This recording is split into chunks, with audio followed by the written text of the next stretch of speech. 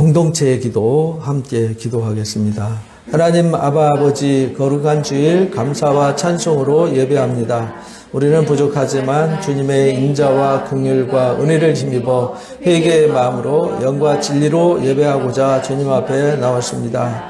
오늘은 사랑누림교회 창립 3주년 감사 예배로 드립니다. 우리 교회가 세워진 목적과 사명을 잃어버리지 않고 주님의 거룩한 뜻을 이루어가는 주님의 기쁨이요 자랑이 되는 행복한 교회가 되게 하옵소서. 이 시간 우리의 마음과 영혼을 주님의 보혈로 맑게 씻어 주옵시고 새 마음과 새 영을 부어 주셔서 우리를 새롭게 하시며 갈급한 우리 영혼에 거룩한 말씀과 성령의 단비로 생기를 회복시켜 주옵소서. 주신 사랑을 힘입어 항상 성편에 서서 말씀과 기도에 집중하고 우선순위를 구별하여 잘 지켜 행하는 하나님의 자녀로 살게 하옵시며 범사의 하나님의 나라와 그 의를 먼저 구하고 마음과 시간을 잘 활용하여 선한 곳에 투자하여 좋은 영적 습관과 바른 영적 전통을 만들어 가겠습니다. 말씀의 능력을 힘입어 다짐한 것들을 잘 지켜 행하는 자가 되고 매일 진리의 성령의 인도하심을 따라 진리로 살아가게 하옵시며 항상 경건에 이르도록 바르게 잘 배우고 잘 훈련하여 온전한 주님의 제자로 세워지도록 도와주옵소서. 항상 깨어 준비하고 맡겨주신 소중한 달란트의 사명을 잘 감당하여 칭찬받는 자가 되게 하옵시며 지극히 작은 자를 주님 섬기듯이 섬기는 은혜자가 되게 하옵소서. 몸과 마음이 아픈 성도님들을 주님의 치유의 손길과 능력으로 고쳐주셔서 건강한 삶을 회복시켜 주옵시고 모든 기도 제목과 해결되지 않은 모든 문제들이 다 해결되어 주께 영광 올려드리게 하옵소서. 가정과 일터를 지켜 주옵시며 사탄의 시험과 악으로부터 구원하여 주옵소서. 영광 중에 다시 오실 예수님의 이름으로 기도합니다. 아멘. 1월 다섯째 주 우리 창립주일 말씀은 주님의 기쁨이 되는 교회입니다. 본문 말씀은 요한복음 10장 9절에서 10절 말씀 함께 합독하도록 하겠습니다. 가정에서 예배하시는 분들도 가족들과 함께 성경을 펴시고 큰 소리로 함께 읽어주시기 바랍니다. 내가 문이니 누구든지 나로 말미암아 들어가면 구원을 받고 또 들어가며 나오며 꼴을 얻으리라. 도둑이 오는 것은 도둑질하고 죽이고 멸망시키려는 것뿐이요 내가 온 것은 양으로 생명을 얻게 하고 더 풍성히 얻게 하려는 것이라. 아멘. 기도하겠습니다. 감사합니다. 세상이 참으로 복잡하고 혼란스럽게 돌아가지만 보여지지 않는 하나님의 손은 늘 우리와 함께함을 분명히 믿습니다. 하나님은 불꽃 같은 눈동자로 우리를 잠시도 눈길을 떼지 않고 살피시는 하나님이심을 우리가 믿습니다. 눈동자같이 사랑하신다 하셨습니다. 우리를 손바닥에 새겼다 약속해 주셨습니다. 우리를 위해서 아들도 아끼지 아니할 만큼 하나님이 우리를 사랑하시는 그 사랑은 조금도 의심할 수가 없습니다. 우리가 그 사랑을 잃어버리지 않게 하여 주옵소서. 이 시간 그 사랑을 기억하고 하나님 앞에 왔사오니 우리가 하나님을 온전히 알아가고 온전히 마음을 다하여 하나님께 나아가는 참된 예배의 시간이 되게 하여 주옵소서. 하나님과의 깊은 만남과 영적 교제가 이루어지는 시간 되어져서 우리의 옛것과 속된 것은 다 맑게 씻어지고 우리의 마음과 영혼 속에 묻은 때와 하나님 아픈 상처까지도 다 씻어 새롭게 하여 주옵소서. 우리 마음에 하나님의 영으로 가득 채워주셔서 이 시간 하나님의 마음이 우리의 마음이 되어지고 우리의 마음이 하나님의 마음이 되어지는 일치의 시간이 되어지도록 간섭해 주시기를 기도합니다. 하나님, 우리 창립 3주년을 맞이했습니다. 이 교회가 세워진 이유와 목적이 무엇인지 오늘 이 시간 돌아보고 우리가 주님 보시기에 합당한 성도요 교회로 다시 한번 거듭 세워지는 거룩한 시간으로 인도해 주옵소서. 각자 하나님 앞에 가지고 나온 기도 제목들이 있고 고민들이 있습니다. 하나님, 우리가 구하지 못한 것까지도 다 기억하신 하나님께서 우리의 모든 기도 제목, 우리의 모든 문제 다 풀어주시고 해결해 주시고 우리의 앞길이 평탄하게 열려져서 우리 하나님께 감사와 찬송과 영광을 올려드리게 하여 주옵소서. 오늘도 귀한 말씀 함께 나누고자 합니다. 들을 수 있는 성령의 귀와 영적 깊은 깨달음을 허락하여 주옵소서. 함께하지 못한 우리 성도들, 가정에서 예배하는 성도들, 가정 위에도 주의 눈길이 함께하시고 성령의 교통이 함께하는 은혜의 시간 되게 하여 주옵소서. 우리가 감사함으로 하나님 앞에 왔습니다. 드려진 손길 축복하시고 우리 삶에 늘 하나님의 은혜로 평탄하고 형통하고 풍성함이 넘치도록, 감사가 넘치도록 복의 복을 더하여 주옵소서. 감사 찬송 홀로 영광 받아 주옵시기를 우리 주 예수 그리스도 이름으로 기도합나이다. 아멘. 감사합니다. 하나님께서 이 땅에 오실 때에는 분명한 목적을 갖고 오셨어요. 예수님이 이 땅에 오실 때에도 분명한 목적을 갖고 오셨죠. 성경에 여러분들이 잘 아는 아브라함도 이 땅에 부르실 때 분명한 목적이 있어서 불렀어요.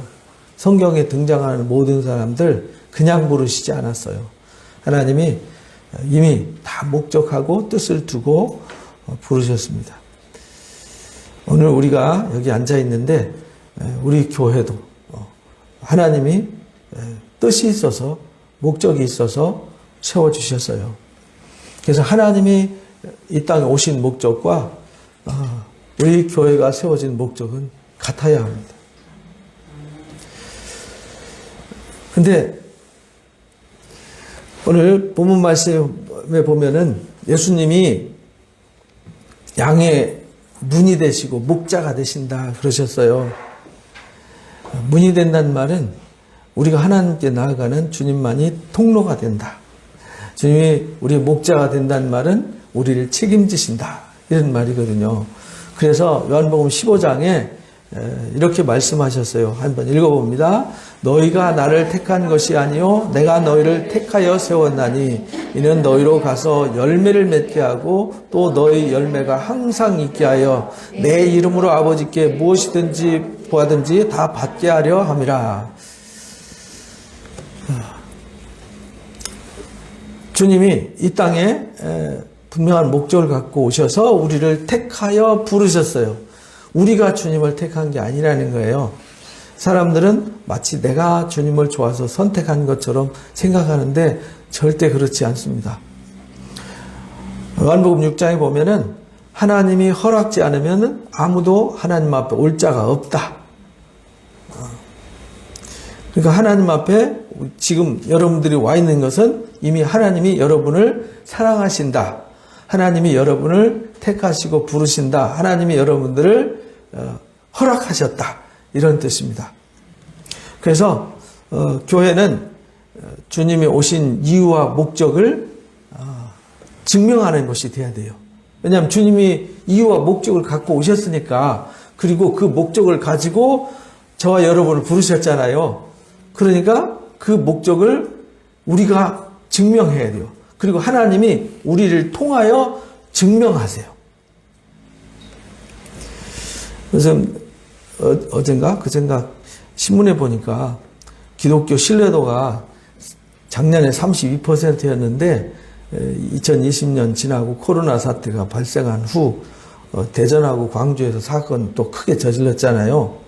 그 이후에 다시 신뢰도 검사를 했더니 21%로 떨어졌대요. 신뢰도가 21%면 신뢰가 없는 거죠.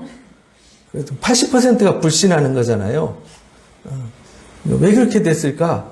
이유는 간단해요. 주님이 오신 이유와 목적으로부터 벗어나 버린 거예요. 쉽게 말하면 주님이 오신 이유와 목적으로 길을 만들어 놓으셨는데 그 길을 탈선한 거죠. 그 탈선한 거를 우리는 뭐라고 그러냐면 타락했다 이렇게 말해요. 결국은 타락의 결과예요. 여러분들이 신명기 말씀을 읽어서 잘 아시지만은 거기에 그렇게 경고를 하셨어요. 너희가 만약에 탈선을 하게 되면은, 궤도를 벗어나게 되면 이방 사람들한테 손가락질 당하고 조롱당할 거다. 그러니까 교회가요, 멸시당하고 조롱당한다. 그러면 벌써 이미 문제가 있구나. 아주 쉽게 알 수 있는 거죠. 성경에 이미 예언되어 있어요. 그럴 거라고.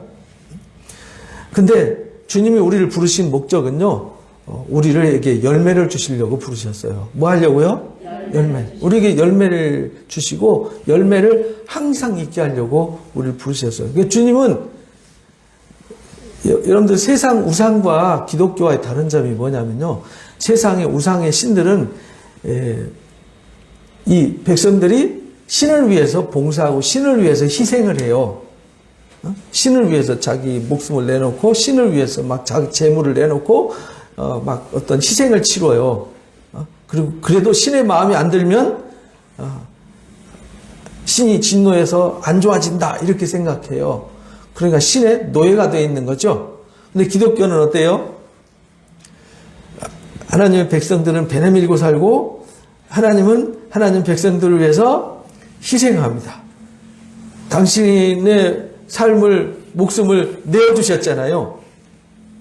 이게 이제 기독교예요. 기독교는 신이 사람을 위해서 일하고 우상은 사람이 우상을 위해서 일해요. 이런 차이가 있어요. 그래서 예수님 오신 목적은 명확하다. 그리고 예수님의 이름으로 무엇이든지 구하는 것, 그 말은 우리가 약하고 어려우니까 구하는 것은 들어주시겠다. 요한복음 6장 38절에서 40절 읽어봅니다. 내가 하늘에서 내려온 것은 내 뜻을 행하려 함이 아니요 나를 보내신 이의 뜻을 행하려 함이니라. 그러니까 예수님이 오신 것이 그냥 오고 싶어서 그냥 대충 오신 것이 아니라 하나님의 거룩한 목적과 뜻을 갖고 오셨다는 거예요. 그 다음 읽어봅니다. 나를 보내신 이의 뜻은 내게 주신 자 중에 내가 하나도 잃어버리지 아니하고 마지막 날에 다시 살리는 이것이니라. 이렇게 오신 목적이 명확하죠. 하나님이 예수님을 보내신 목적은 하나님이 예수님에게 보내신 자들 중에서 하나도 잃어버리지 않아요. 하나도 잃어버리지 않아서 불행과 저주와 사망의 늪에 빠져서 고통받는 것을 원하시지 않아요. 마지막 날에 그들을 다 살리는 거예요. 우리가요 가장 슬픈 게 뭐냐면 죽음이잖아요. 누군가와 죽음으로 이별하는 것, 잠깐 이별하는 것은 다시 만날 가능성이 있지만 죽음으로 이별하면 영원히 끝이잖아요. 그래서 사람에게 최고의 상실감은 사랑하는 사람을 죽음으로 보내는 거예요. 그게 최고의 상실감이거든요. 근데 예수님이, 하나님이 그걸 우리에게, 그건 다시 회복할 수 없잖아요. 영원히 다시 돌아오지 않는 것이 죽음의 세계란 말이죠. 근데 사람들은 그 사실을 몰라요. 수천 년 동안 사람들이 태어나고 죽고 다 증명했잖아요. 그죠? 지금도 죽고 지금 장례식장에 지금 다 곡하시는 분들 엄청 많지 않습니까? 얼마나 가슴 아파요. 그죠? 근데 우리 하나님이 그걸 너무 잘 아세요. 인간에게 가장 고통스러운 그 고통으로부터 우리를 건지고 자유케 해주시려고 오셨어요. 그래서 하나도 잃어버리지 않고 마지막 날에 다시 살리는 그것이니라. 그 다음 읽어봅니다. 내 아버지의 뜻은 아들을 보고 믿는 자마다 영생을 얻는 이것이니 마지막 날에 내가 이를 다시 살리리라 하시니라. 그래서 마지막 날에 다시 살리는. 지금 우리가 예수 믿어서 구원 받았죠. 우리 어르신들 중에서 이미 예수 믿다가 돌아가신 분들도 있잖아요. 그걸로 끝이 아니라는 거예요. 주님 오신 목적은 지금 우리를 구원의 삶으로 불러서 우리가 열매를 많이 맺고 항상 있게 하고 주님을 의지해서 문제를 풀어가면서 살아가도록 이끌어 주시지만 우리가 죽는다 하더라도 마지막 날에 다시 뭐 한다고요? 살려요. 그러니까 이 세상에서도 주님은 우리에게 희망이고 죽은 자들에게도 주님은 희망인 거죠. 그래서 예수님이 오셔서 십자가와 부활로 생명을 증명해 주신 거잖아요. 봐봐. 이 땅에 사는 게 전부가 아니야. 그리고 죽음이 끝나는 게 아니야. 이렇게 죽음 속에서 다시 사는 새 생명의 역사가 있어. 그래서 우리 속에 뭘 부어주시냐면 새 생명을 부어주시는 거예요. 그 새 생명이 있는 사람들은 죽어도 다시 사는 부활의 소망이 있는 것이죠. 이게 교회가 세워진 목적이에요. 주님이 오신 목적이라고요. 그래서 요한일서 3장 1절 2절 읽어봅니다. 보라, 아버지께서 어떠한 사랑을 우리에게 베푸사 하나님의 자녀라 일컬음을 받게 하셨는가? 라는 질문이잖아요. 어떻게 우리가 하나님의 자녀가 되었지? 주님이 우리를 어떻게 사랑하셨지? 예수님이 당신을 내어주셨어요. 나 대신 값을 지불해 주시고 거기서 나를 살려주셨어요. 그러니까 예수님은 이 땅에 뭘 오셨냐면 사랑으로 오셨어요. 하나님은 당신의 독생하신 아들을 나 살리려고 내어주실 만큼 나를 사랑하세요. 그러니까 그 사랑으로 우리에게 소망을 주셨어요. 이것 때문에 주님이 오셨어요. 이것 때문에 하나님이 교회를 세우셨어요. 교회는 희망을 주는 것이에요. 그래서 이 소망을 가진 자마다 하나님이 깨끗한 것처럼 깨끗하게 하느니라. 왜? 죄로 더러워지면 하나님 앞에 설 수 없기 때문에. 신명기 10장 11절, 12절, 13절에 보면 이렇게 말씀하셨어요. 하나님께서 내게 요구하는 게 뭐냐? 하나님께 우리한테 요구하는 거 있잖아요. 하나님을 경외하여 그 도를 행하는 것을 원하세요.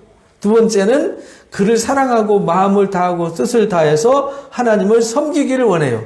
하나님을 경외하고 섬기는 것을 원해요. 그런데 왜 하나님을 경외하고 섬기기를 원하냐면 우리의 마음이 하나님께로 향해야 되거든요.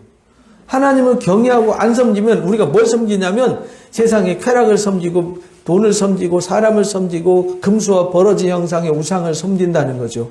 그러면은 그걸 섬기면 그것이 나에게 뭘 해주냐? 안 줘요. 나를 이용하고 나를 버리는 거거든요. 우리가 불행해지는 거죠. 우리가 불행해지는 걸 하나님 원하시지 않으세요. 그래서 하나님이 하나님을 경외하고 섬기는 걸 원하세요. 왜? 그렇게 해야 우리가 뭐 할 수 있으니까 행복할 수 있어요.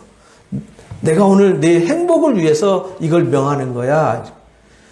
결국은요, 성경 역사나 하나님의 역사, 이 교회가 존재하는 모든 이유는요, 우리 보고 행복하라고, 우리가 자유하라고, 우리에게 평안하라고, 우리가 영화롭게 되라고 우리 부르신 거지, 우리를 막 고통 가운데 밀어넣어서 막 죽으라고, 괴로우라고 우리 부르신 적 없어요.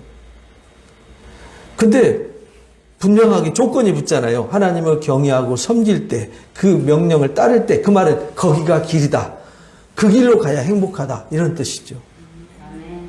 그런데 이상하게 하나님의 말씀을 순종하기보다는 불순종하는 데 우리가 익숙해져 있죠. 그래서 다시 한번 우리 교회가 존재하는 이유와 주님 오신 목적을 돌아봐야 됩니다. 신명기 6장 24절 읽어봅니다. 여호와께서 우리에게 이 모든 규례를 지키라 명령하셨으니 이는 우리가 우리 하나님 여호와를 경외하여 항상 복을 누리게 하시기 위함이며 또 여호와께서 우리를 오늘과 같이 살게 하려 하심이라.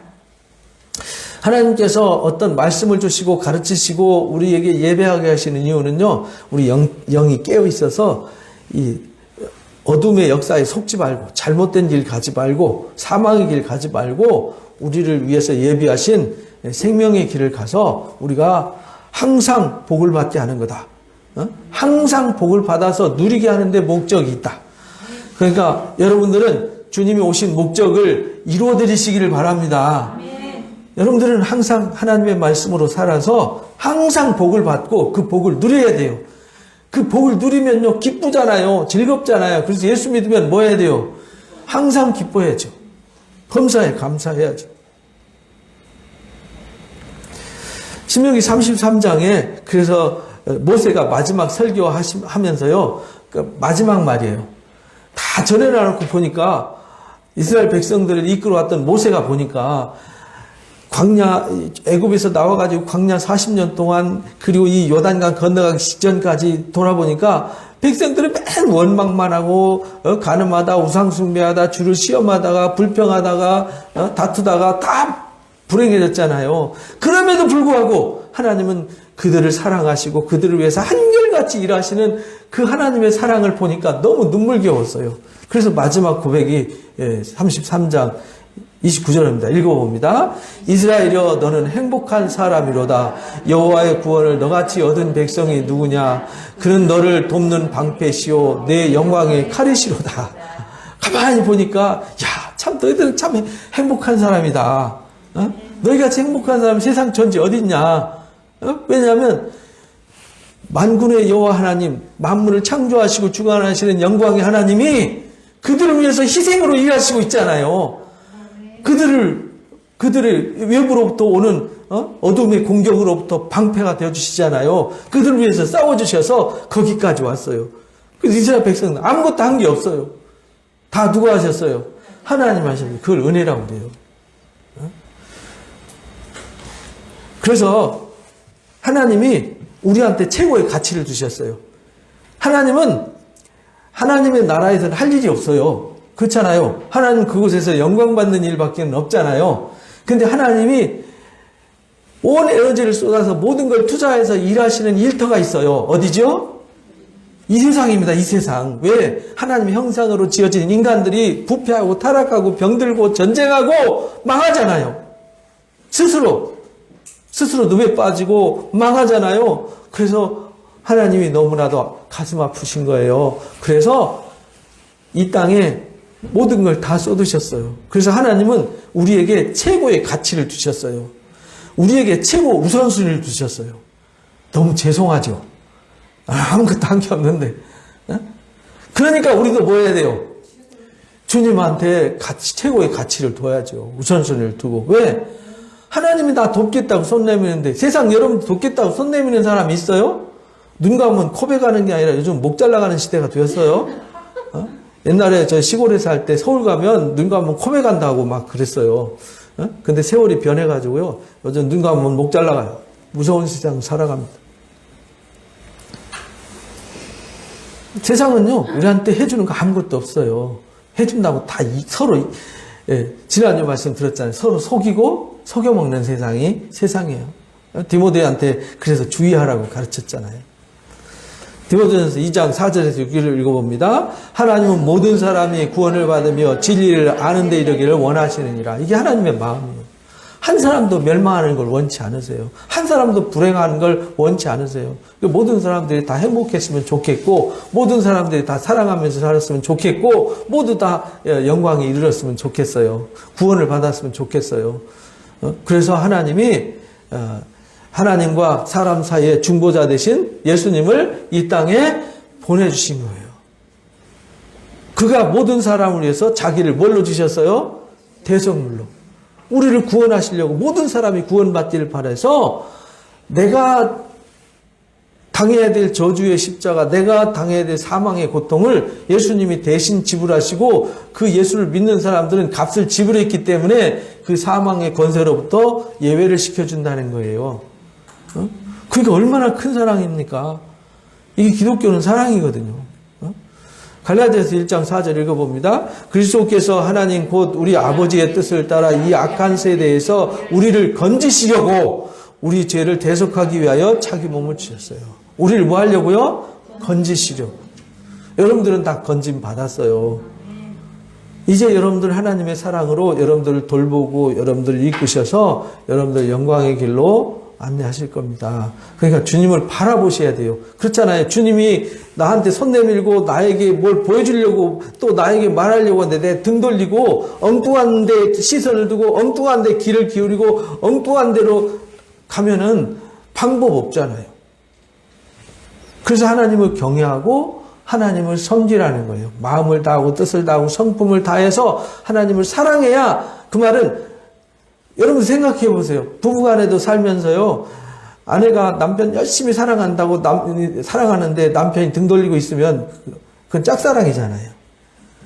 내가 사랑을 줄 때 사랑을 받아주는 사람이 있고 받아서 또 주는 사랑이 있어야 그 사랑이 사랑이 되는 거잖아요. 사랑은 약속이에요. 사랑은 약속이라고요. 하나님은 우리에게 약속하셨어요. 내가 너 사랑해. 그러니까 너도 나 사랑해. 그래야 사랑이 뭐 하는 거죠? 이루어지는 거예요. 온전한 사랑이 되는 거예요. 성립이 되는 거예요. 서로 사랑해야 온전한 사랑이 되는 거지, 이 세상 짝사랑은 불행을 만드는 거예요. 그래서 우리가 하나님을 사랑해야 되는 거예요. 하나님이 우리를 최고의 가치를 두어서 우선순위를 두고 사랑하니까, 그래서 우리를 건지려고, 악한 세대에서 우리를 건지려고 우리를 위해서 자기 몸을 대속물로 주셨으니까 우리도 우리의 마음과 시간을 하나님 앞에 드려야 되잖아요. 그래야 하나님 주신 걸 받지요. 요한복음 6장 48절에서 51절에 보면 예수님이 생명의 떡으로 오셨대요. 그 말은 우리를 먹는 떡으로 주셨다는 거예요. 당신을. 이스라엘 백성들이 광야에서 만나 먹고 살았지만 그것도 하나님 주신 거잖아요. 예수님도 이 땅에 떡으로 오셨어요. 우리가 먹어야 될 떡으로. 이는 하늘에서 내려온 떡인데 사람으로 하여금 먹고 죽지 아니하게 하는 거다. 나는 하늘에서 내려온 살아있는 떡이다. 이 떡을 먹으면 뭐해요? 영생을 한다. 이 말은 예수님의 말씀의 가르침과 예수님이 주시는 것들을 보고 듣고 배우고 그 가르침을 따라가면 생명에 이르게 된다. 내가 줄 떡은 세상의 생명을 위한 내 살이다. 그 말은요, 예수님이 우리에게 살을 줄 만큼 모든 것을 다 주셨다는 거예요. 모든 걸 다 줘서 지금도 사랑을 주고 우리에게 필요한 것을 줄 테니까 제발 좀 나한테 눈길 좀 다오, 이 말이잖아요. 마음을 나한테 좀 다오. 근데 마음이 세상에 가 있으면요, 세상은 계속 우리를 탐욕과 유혹으로 이끌어서 결국 구렁텅이에 빠지게 만들잖아요. 속지 말라는 거예요. 로마서 14장 18절을 읽어봅니다. 이로써 그리스도를 섬기는 자는 하나님을 기쁘시게 하며 사람들에게도 칭찬을 받아요. 그래서 주님을 섬기는 자들은 하나님을 기쁘시게 해요. 왜? 하나님이 그렇게 주고 싶어서, 하나님은 주고 싶어서 하나님의 소원이 뭐냐면 우리를 지켜주는 거예요. 하나님의 소원이 우리한테 복을 주시는 거예요. 하나님의 소원이 우리한테 은혜 베푸시고 평강 주시는 거거든요. 이게 민수기 6장 24절에서 27절에 나오는 제사장 축도잖아요. 하나님의 소원이에요. 내가 소원이야. 너희 가서 백성들한테 이렇게 축복해주고 하나님이 너희한테 이런 소원이 있다고 전해줘. 이렇게 말해요. 내가 복 주고 싶어. 너희들 지켜주고 싶어. 은혜 베풀고 평강 주고 싶어. 그러니까 너희가 나를 사랑해, 이 말이거든요. 이기적으로 나만 쳐다보고 있어, 나만 사랑해 하는 세상에서 말하는 사랑이 아니라 내가 주려고 할 때 눈길 좀 줘. 손 내밀라고, 손 내밀어야 줄 거 아니야, 이 말이에요. 어? 그래서 그리스도를 섬기는 자는 하나님을 기쁘시게 하는 거죠.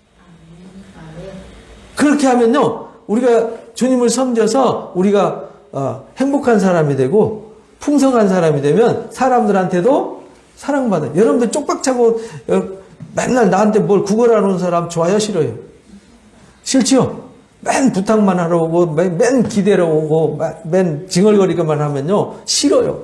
여러분들 자식들도 여러분들한테 맨날 달라고 칭얼거리기만 하면 싫잖아요. 그 좋아하는 부모 없더라고요. 자식이 잘 돼가지고 막 용돈이라도 드리고 막 이러면은요 기쁘시죠? 어제 권사님 생신이었는데 선물 받으니까 기분 좋으시죠? 우리가요 자식들이 그것도 안 돼가지고 맨날 쩔쩔매고 살고 막 그러면 내가 늘 도와줘야 되고 막 이러면 안타깝잖아요. 도와줬는데 딴 길로 가서 사고 치고 막 이러보세요. 아 정말 속이 터지죠. 터져요. 그러니까요 우리가 주님을 섬기고 그 주님을 기쁘시게 해드리면은 하나님도 기쁠 뿐만 아니라 나도 행복하고 주변 사람들한테도 칭찬받는 삶을 살게 된다는 겁니다. 그 예수 믿는 거 너무 좋잖아요. 저는 예수 믿는 게 너무 행복해요. 너무 감사하잖아요. 저는 언제든지 주님한테 도움을 청할 수 있어요. 24시간 365일 영원토록. 그 얼마나 감사합니까? 언제든지 부탁할 거 있으면 와. 여러분들 세상 살면서 누가 세상에 권력 좀 있고 힘 있는 사람, 야, 필요할 때 와, 내가 도와줄게. 딱 한마디 하면 왠지 힘이 되지 않습니까? 근데 갔을 때 누구지? 잘 모르겠는데 이러면 황당하잖아요. 근데 우리 주님은 외면하지도 않으시고 지금부터 영원까지 무엇이든지 구해. 내가 들어줄게. 우리는 멋있는 주님을 뒀어요. 그죠? 그래서요. 고린도전서 8장에 보니까 3절에 이렇게 말씀하셨어요. 읽어봅니다. 또 누구든지 하나님을 사랑하면 그 사람은 하나님도 알아주신다. 하나님을 사랑하면요. 하나님이 알아주세요. 요한복음 14장에서 그렇게 말해요. 주님을 사랑하면요. 하나님이 그 사람을 사랑해 주세요. 우리가 서로 사랑하면 하나님이 그 사람에게 더 큰 사랑을 주세요.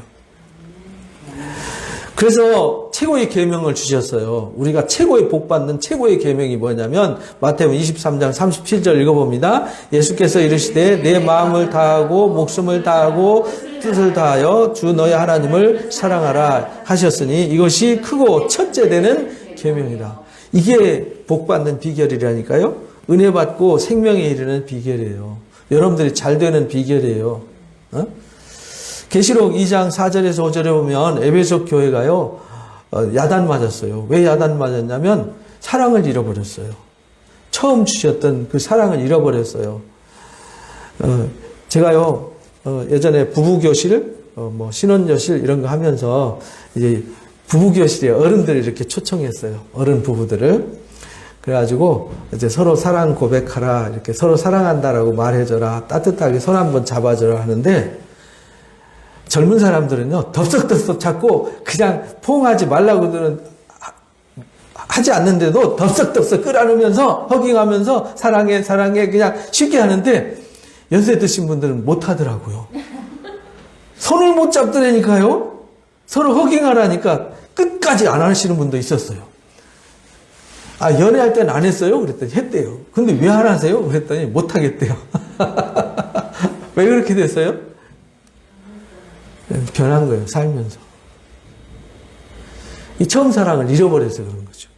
사랑은요, 이게요, 떨어지면 안 돼요. 부부는요, 절대 떨어지면 안 됩니다. 부부는 각방 쓰면 영원히 각방 써요.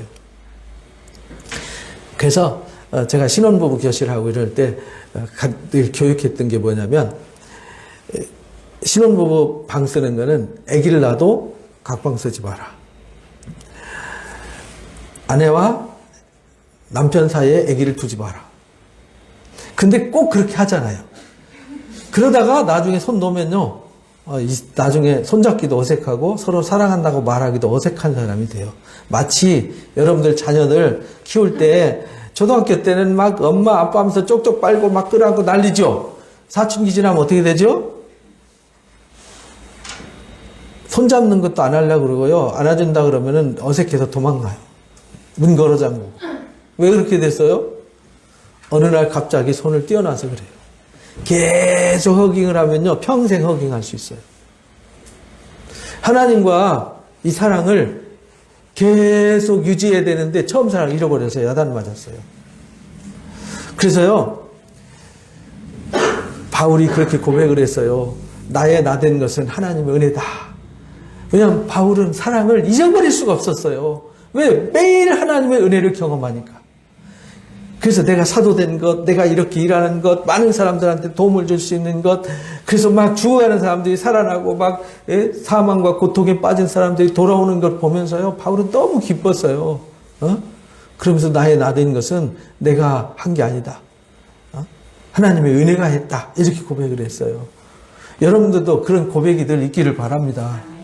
다 내가 했어. 내가 잘나서 그런 거야. 이 말은요, 하나님의 은혜를 뭐 한 거죠? 잃어버린 거예요. 처음 사랑을 뭐 한 거죠? 잃어버렸어요. 하나님의 사랑을 잃어버리면요, 내가 이렇게 돼요. 여러분들 뭐 할 때 내가 잘 되면요, 하나님의 은혜가 했어. 이렇게 고백하는 사람이 돼야 돼요. 하나님이 나한테 이렇게 복을 주셨어. 하나님이 나를 이렇게 사랑해 주셨어. 이렇게 고백하는 사람은요, 항상 복이 있어요. 그런데 교만해가지고 내가 똑똑해서, 내가 잘나서, 내가 실력이 있어서 이 순간 축복의 끈이 단절이 되는 거예요. 그래서 서서히 시들어가는 거죠. 어느 날 갑자기 불행해지는 거예요. 그래서 우리가 이 사랑로님교회 이제 3주년 돌아보면서요, 주님이 오신 목적이 곧 우리 교회의 사명이에요. 교회가 뭐죠? 여러분이 교회잖아요. 제가 사랑로님교회 그러면 저보고 사랑로님교회 이렇게 보면 안 돼요. 교회는 여러분이 교회잖아요. 그죠? 그러니까 사랑로님교회 3주년 축하하면 누구한테 축하해야 돼요? 여러분 자신한테 축하하시기 바랍니다. 여러분 자신이 주인공이에요. 그래서 주님이 오신 목적이 곧 여러분의 사명이고 목적이 돼야 돼요. 그 주님의 뜻이, 목적이 여러분들 가운데 이루어져야 되는 거죠. 그래서 오늘 본문 말씀 읽어봅니다. 내가 문이니 누구든지 나로 말미암아 들어가면 구원을 받고 또는 들어가며 나오며 꼴을 얻으리라. 이렇게 주님 만나면요, 구원을 받아요. 그리고 들어가며 나가며 뭘 얻어요? 꼴을 얻어요. 양식을 얻는단 말이에요. 은혜가 공급되어진다 이 말이에요. 사랑이 공급되어지고 여러분들의 필요가 공급되어진다는 거예요. 도둑놈이 온 거는 도둑질하려고 왔지만은 예수님은 도둑으로 온 게 아니에요. 양을 지키고 양으로 생명을 얻게 하고 더 뭐하게 하려고요? 풍성하게 하려고. 양이 더 살찌고 풍성해서 새끼도 많이 낳고 그래서 풍성하게 하려고 양의 목자로 오셨어요. 주님이 여러분들한테 뭐하러 오셨느냐? 여러분들을 유익하게 하려고 오셨어요. 여러분들을 생명의 길로 구원하려고, 여러분들을 풍성하게 하려고, 들어가면 나가며 꼴을 얻게 하려고 주님이 여러분들에게 오셨어요. 저한테 오셨어요. 그래서 저는 주님이 너무 좋아요. 여러분들도 주님을 사랑하시기 바랍니다. 그래서 에베소 5장 2절 읽어봅니다. 그리스도께서 너희를 사랑하신 것 같이 너희도 사랑 가운데서 행하라. 주님이 우리를 사랑하셨어요. 그래서 사랑하셨다는 말은 무슨 말이냐면 사랑을 주셨다는 뜻이에요. 내가 누구를 사랑했어요. 이 말은 내가 그 사람한테 사랑을 주었어요. 이 말이잖아요. 사랑을 주었어요. 그럼 사랑이 어디 있어야 되죠? 내 안에 있어야 되잖아요. 내 안에 사랑이 있어서 그 사랑으로 우리는 뭘로 살아야 돼요, 이제? 그 사랑으로 살아야 돼요. 그래서 그 사랑 가운데 행하라. 이렇게 말씀하죠. 여러분들 주님의 사랑을 받아가지고 그 사랑으로 사시기 바랍니다. 그는 우리를 위해서 자신을 버렸잖아요. 향기로운 제물과 희생 제물로 하나님 앞에 들으셨어요. 그 결과가 우리가 돼야 되잖아요. 그죠? 그래서 예수님이 마태복음 20장 28절 읽어봅니다. 인자가 온 것은 섬김을 받으려 함이 아니라 도리어 섬기려 하고 자기 목숨을 많은 사람의 대속물로 주려 합니다. 예수님은요, 뭘 받으러 오시지 않았어요. 하나님은 이 땅에 뭘 얻으러 오시지 않았어요. 근데 그걸 잘못 알아가지고 우상 섬기듯이 하나님 앞에 뭘 막 드려야 된다. 그 잘못된 사고방식이에요. 여러분들 하나님 앞에 뭐 드리지 마시고 하나님 주신 걸 많이 받으시기 바랍니다. 많이 받으면 여러분들이 풍성해져야 하나님 영광 받으신다니까요. 여러분들이 하나님 앞에 뭘 드려서 하나님 기뻐하시는 게 아니에요. 하나님께 드리는 건 딱 한 가지예요. 여러분들의 마음을 드리세요. 그래서 하나님을 사랑하라는 말이죠. 누가복음 19장 10절에 읽어봅니다. 인자가 온 것은 잃어버린 자를 찾아 구원하러 왔어요. 주님 오신 목적이 명확하잖아요. 주님이 여러분을 구원하러 오셨어요. 그럼 여러분들은 뭘 받아야 돼요? 구원을 받아야죠. 여러분을 사랑하러 오셨어요. 그럼 여러분 뭘 받아야 돼요? 주님이 섬기러 왔어요. 그럼 여러분 뭘 받아야 돼요? 여러분들 주님의 섬김을 받아야죠. 그래서 여러분들이 아플 때 주님을 의지하면, 주님을 기대하면 주님이 여러분들을 만져주시고 치료해 주시잖아요. 여러분들이 힘들 때 주님 앞에 내려놓고 기도하면 여러분들 기도를 들어주시잖아요. 아멘. 여러분들 어려울 때 나 스스로 어떻게 할 수 없을 때 주님이 친히 오셔서 방패가 되어주시잖아요. 사망의 그늘에 있을 때 건져주시잖아요. 주님이 섬겨주시잖아요. 우리가 주님을 위해서 일하는 게 아니라니까요. 주님이 우리를 위해서 일할 때 주님이 나한테 오셔서 마음껏 일하실 수 있도록 나를 내어드리는 것이 주님을 섬기는 거예요. 요한복음 12장 47절에 내 말을 지키지 아니할지라도 내가 심판하지 않는다. 왜? 주님 오신 목적이 심판 때문에 온 게 아니에요. 뭐하러 오셨어요? 세상을 구원하러 오셨지 심판하러 온 게 아니라고요. 예수님이 십자가 지신 것은 우리를 위해서 우리를 구원하려고, 우리를 풍성하게 하려고, 우리를 영광 가운데 이끌어 가시고 오신 거지, 뭘 받으러 오시지 않으셨어요. 뭘 받으러 오셨으면 뭐하러 십자가 쳐요. 내놓으라 그러지. 그래서 예수님이 요한복음 14장 6절 읽어봅니다. 예수께서 이르시되 내가 곧 길이요 진리요 생명이니 나로 말미암지 않고는 아버지께 올 자가 없다. 그래서 하나님께 간다는 말은 그 영광 가운데 이른다는 뜻이에요. 그 영광에 이르려면, 그 영광에 이르고 그 복을 받으려면 주님을 통해야 돼요. 그 주님의 길이고 진리고 생명이에요. 너무 감사하지 않습니까? 그러니까 우리 주님을 사랑 안 할 수 없는 거죠. 계시록 14장 4절에 우리가요, 여자로 더불어 더럽혀지지 말았는데, 여기 여자는요, 계시록에 나오는 음녀를 말하는 거예요. 음녀는 뭘 말하냐면 부패한 세상을 말하는 겁니다. 타락한 세상 권력을 말하는 거예요. 거기에 휘둘리고 더럽혀지지 않아야 된다. 여러분들의 마음과 삶이 세상 더러운 문화에, 부패된 문화에 휘둘려서 여러분들의 마음과 영혼과 인격과 성품이 부패되면 안 된다는 거예요. 욕심쟁이, 이기주의, 탐욕쟁이, 악한 자, 남을 험담하고 미워하고 증오하고 시기하고 저주하는 자, 이런 사람이 되면요, 하나님의 나라를 상속할 수 없고 하나님의 복을 받을 수가 없어요. 어린 양이 어디로 인도하든지 뭐 하는 자? 따라가는 자. 더럽혀지지 않은 자. 어린 양이 누구냐면 예수님이 우리를 좋은 길로 이끌어 가시기 위해서 목자가 되셔서 복 받으신 길로 이끌어 가실 때 잘 따라가는 사람, 그런 사람들이 속량을 받아서 처음 익은 열매가 되는 거다. 그래서 하나님과 어린 양에게 속한 자가 되는 거다. 이렇게 가르쳐 주셨어요. 그러니까 여러분들은 다 하나님과 어린 양에게 속한 자 되시기를 바랍니다.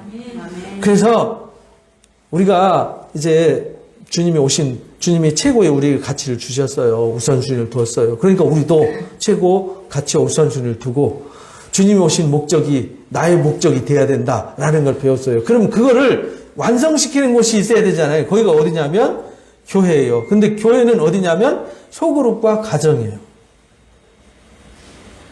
그래서 여러분들이 하나님이 오신 목적을 이루어가는 가정을 세워가시기 바랍니다.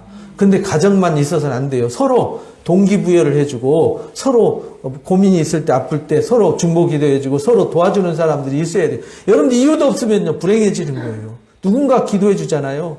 저는 여러분들 위해서 매일 새벽마다 한 사람 한 사람 이름 불러면서 여러분 기도하잖아요. 또 나중에 그 시간만 기도하는 게 아니라 또 기도해요. 여러분들 기도 제목 올려준 거 있죠? 또 기도합니다.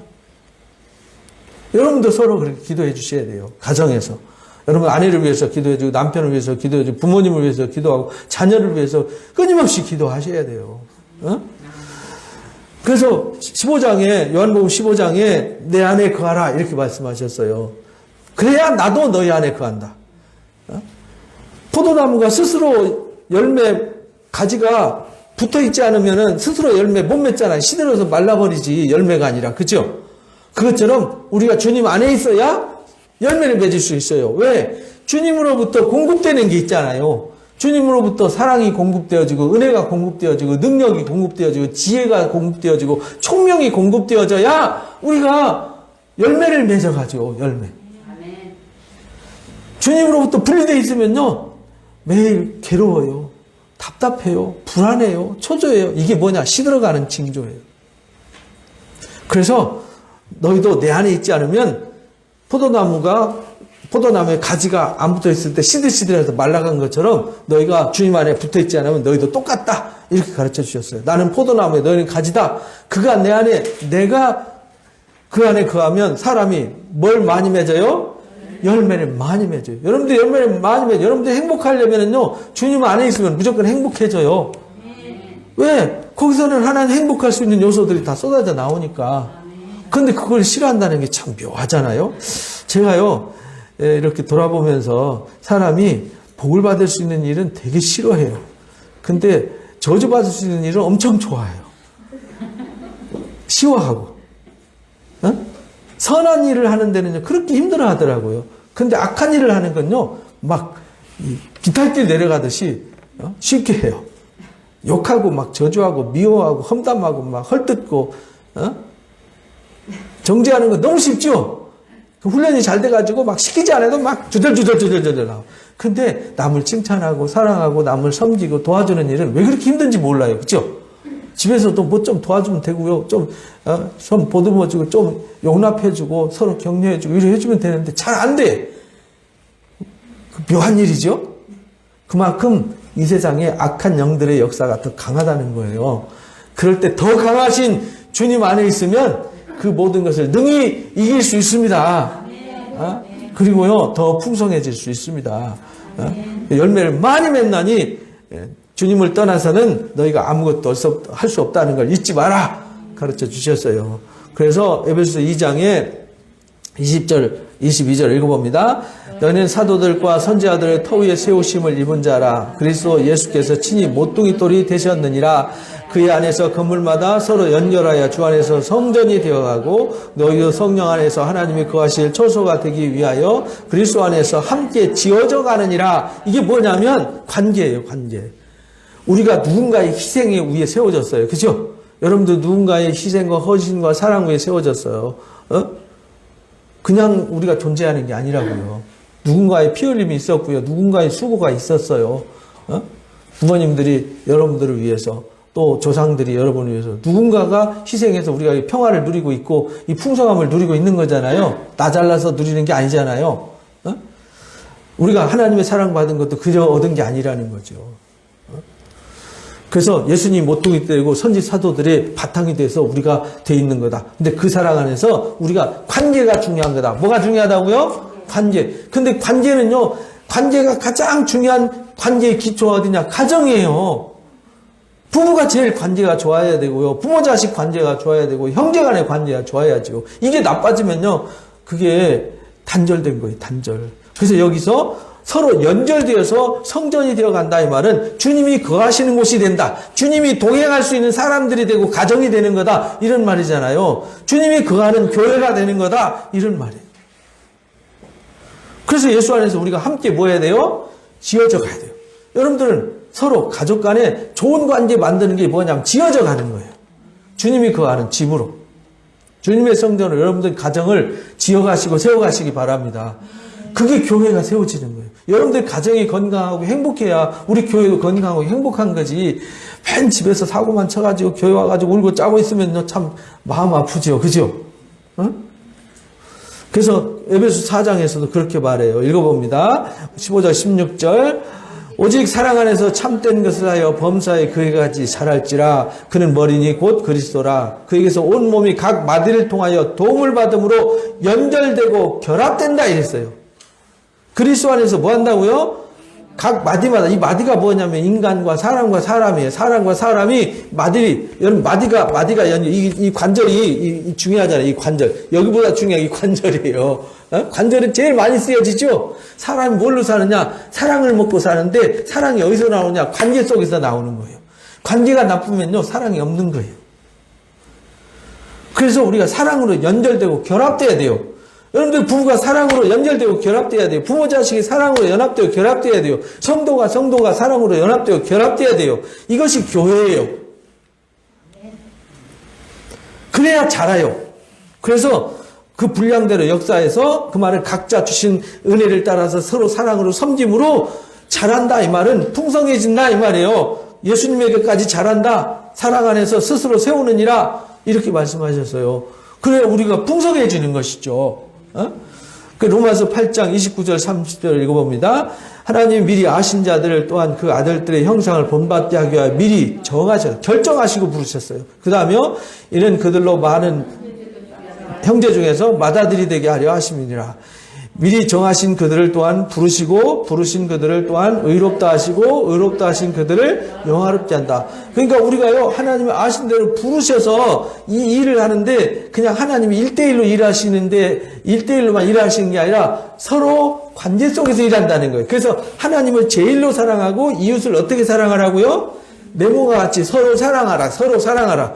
왜? 하나님의 뜻이 하늘에서 내려오는 것이 어디서 완성되어지냐? 서로 사랑할 때 완성되어지는 거예요. 근데 서로 사랑 안 하면요, 하나님 사랑한다는 거 거짓말이에요. 골로새서 1장 9절에서 12절에 사도 바울이 골로새 교회에서 기도하는 기도 내용이에요. 첫 번째 기도 제목이 뭐냐면 모든 신령한 지혜와 총명에 하나님의 뜻을 뭘로? 아는 것을 채우는. 하나님이 우리를 얼마나 사랑하는지, 하나님 왜 오셨는지, 오신 목적이 무엇인지, 우리를 왜 부르셨는지, 우리를 통하여 무엇을 하시려고 하시는지 아는 거죠. 그럼 아니까 아는 대로 행할 거 아니에요. 그죠? 그래서 주께 합당하게 행하고. 아는 걸 행했으니까 뭐가 맺혀지겠어요? 열매가 맺혀지는 거죠. 범사에 기쁘시게 하니까 선한 열매가 맺혀지게 하죠. 그 기도 내용이 이렇게 정확하게 정해져 있잖아요. 그래서 하나님을 아는 것에 뭐 하죠? 자라가는 거죠. 아, 하나님이 그래서 이렇게 하라고 그러셨구나. 아, 하나님께서 그래서 이렇게 말씀하셨구나. 이렇게 알아가는 거죠. 그래서 기쁨으로 모든 것을 견디고 오래 참게 되고요. 그래서 성도의 기업, 성도에게 주려고 하는 그 기업 상을 우리가 받기에 합당한 자가 되게 한다. 그래서 하나님은 사랑이시다라고 결론을 내려주셨어요. 하나님 뭐라고요? 네, 읽어봅니다. 4장 10절 11절 사랑은 여기 있으니 우리가 하나님을 사랑하는 것이 아니요 하나님 우리를 사랑하사 우리 죄를 속하기 위하여 화목제물로 그 아들을 보내셨습니다. 사랑하는 자들아 하나님이 이같이 우리를 사랑하셨은즉 우리도 서로 사랑하는 것이 마땅하다. 하나님이 사랑하셨어요. 우리에게 사랑을 주셨어요. 그래 하나님 사랑이세요. 그러니까 우리가 그 사랑으로 서로 뭐 해야 돼요? 사랑해야 돼요. 어디에서? 가정에서, 교회에서, 여러분들이 직장에서, 여러분들이 소그룹에서 거기서 사랑해야 돼요. 여러분들이 관계, 연결되어 있는 모든 사람들 안에서 여러분들 서로 사랑해야 돼요. 관계가 나빠지면 여러분들이 불행의 통로가 돼요. 관계가 나빠진 거기가 사탄의 출입구가 된다 이 말입니다. 그래서 신명기 6장 6절에서 7절에 그래서 가르치는 일에 집중하라. 뭘 가르치냐? 하나님이 너희를 사랑하셔. 하나님이 너희를 위해서 이렇게 오셨어. 이걸 가르치라는 거예요. 여러분들 자녀들한테 부지런히 가르치시기 바랍니다. 자녀들에게 부지런히 가르치며 앉았을 때, 길을 갈 때, 누웠을 때, 일어날 때 이 말씀을 강론해. 이 말씀이 뭐냐? 너희의 행복을 위해서 일하시는 하나님. 너희가 마침내 복을 받게 하려 합니다. 오늘 시편 133편 1절에서 3절, 이게 시편 133편 3절까지밖에 없거든요. 보라, 형제가 연합하여 동거함이 어찌 그리 아름답고 선하고 아름다운 거. 우리가 서로 사랑하는 것보다 아름다운 게 없잖아요. 그것이 보배로운 기름이 아론의 수염에 흐른 것처럼 아름답다는 거죠. 헐몬산에 이슬이, 시온산에 이슬이 내린 것처럼 아름답다. 거기서 여호와께서 복을 명령하셨나니 곧 뭐라고요? 영생이다. 그 말은 그렇게 형제가 연합해서 사는 것에 하나님이 동행하신다. 그리고 그 가정에 항상 하나님의 은혜를 내려서 그 가정이 영원토록 복을 받는다. 영원토록 영생이라는 건 영원토록 살기만 하는 게 아니에요. 하나님이 주신 은혜와 복을 영원토록 누리는 것이죠. 그래서 하나님의 뜻은 우리의 거룩함이라는 거예요. 베드로전서 1장 14절 16절 보면은 하나님이 거룩하니까 너희도 뭐 하라고요? 거룩하라. 요한복음 15장 8절 읽어봅니다. 너희가 열매를 많이 맺으면 내 아버지께서 영광을 받으실 것이요 너희는 내 제자가 되리라. 그러니까요, 여러분들이 열매를 많이 맺어야 돼요. 그래야 우리 하나님께 뭐 할 수 있어요? 영광을 돌릴 수 있어요. 그래서 우리 교회는 여러분이 우리 교회잖아요. 여러분이 열매를 많이 맺으셔야 돼요. 하나님의 사랑을 많이 받으셔야 돼요. 여러분들은 하나님 앞에 뭘 드리려고 하지 말고 하나님 주신 걸 다 받으시기 바랍니다. 그래서 열매를 많이 맺으시기 바랍니다. 그러면 하나님이 받으세요. 뭘 받으세요? 영광을 받으십니다. 이것이 너희의 내 제자가 될 것이다 라고 말씀해 주셨습니다. 오늘 말씀을 정리합니다. 첫 번째 읽어봅니다. 교회는 주님이 오신 이유와 목적을 바르게 알게 하고 보여주고 증명하는 곳입니다. 두 번째요. 주님이 우리에게 가장 우선순위와 가치를 두듯이 은혜로 구원받은 우리도 주님께 가장 우선순위와 최고의 가치를 두어서 복을 받는 자가 되어야 합니다. 세 번째요. 주님이 오신 목적과 교회의 사명은 같아야 합니다. 주님의 목적대로 우리는 사랑을 채우고 누리고 나누는 열매 공동체가 되어야 합니다.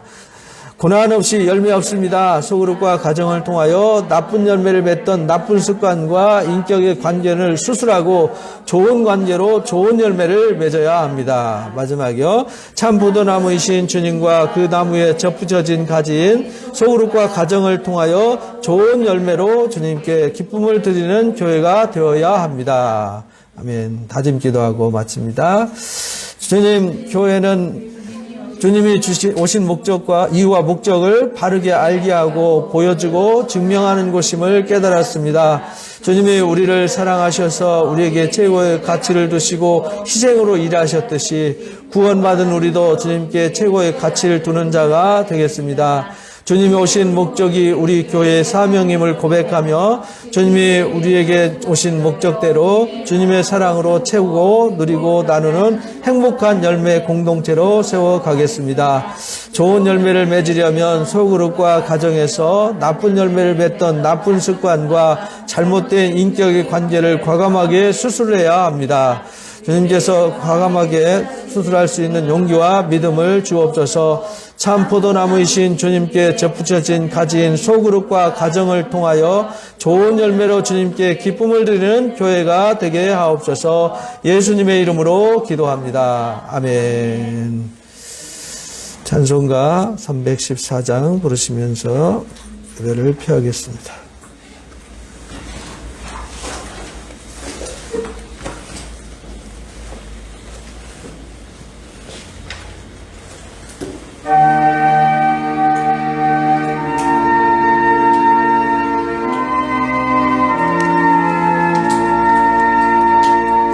내 구주 예수를 더욱 사랑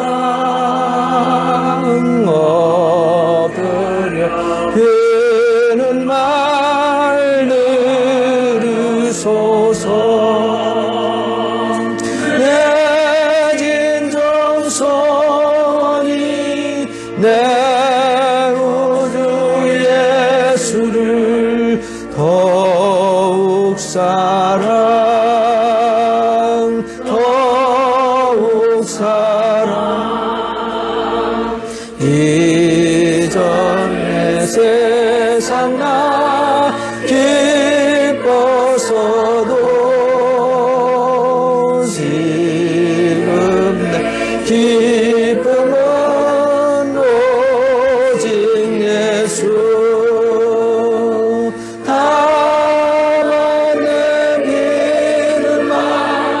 내 구주 예수를 더욱 사랑, 더욱 사랑.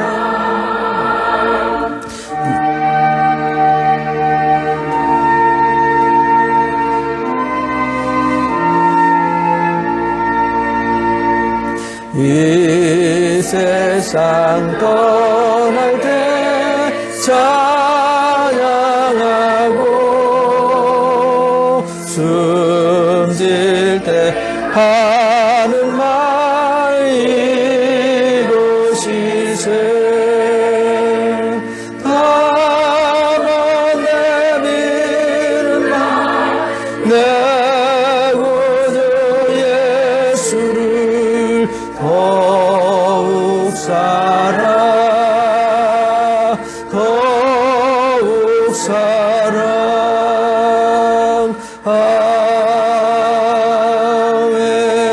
아멘. 주님이 우리를 위해서 오셨습니다. 우리를 위해서 모든 것을 주러 오셨습니다. 이제 우리는 다 받는 자가 되기를 원합니다.